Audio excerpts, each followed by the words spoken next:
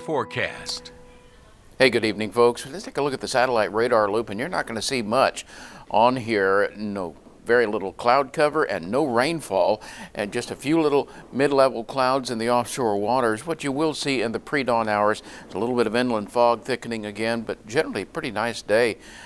Today was gorgeous. 80 degrees your high.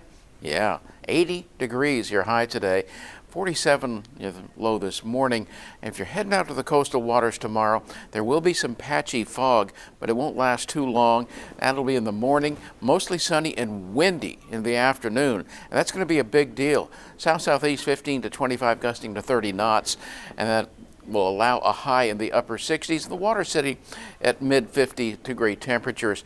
But you can look for choppy bays and 3 to 6 foot seas. And the rip current risk is going to go up to moderate by tomorrow, and small craft advisory is likely to be needed tomorrow and again on Tuesday.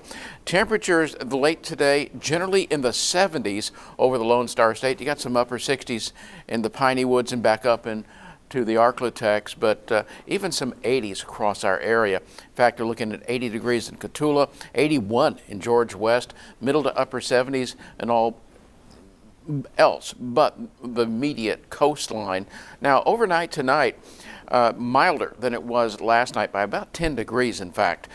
Clear skies to be sure, but there's a little bit more wind tonight, so less fog will be accumulating and becoming dense, and the temperatures aren't going to drop as low. So upper 50s to lower 60s, even middle 60s in some of the Gulf side beaches. Now here's that wind I've been talking about, and watch it really crank up in the afternoon tomorrow.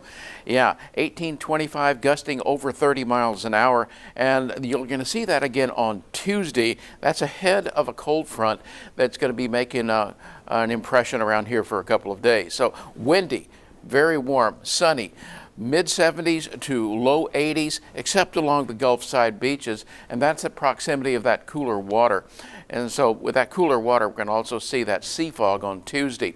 Now, here is that structure, the frontal zone, moving on into our area. That'll be very late Tuesday night into early Wednesday, and that's going to be important timing because you're going to see this little bit of shower activity rapidly increase by Tuesday evening and into the overnight hours.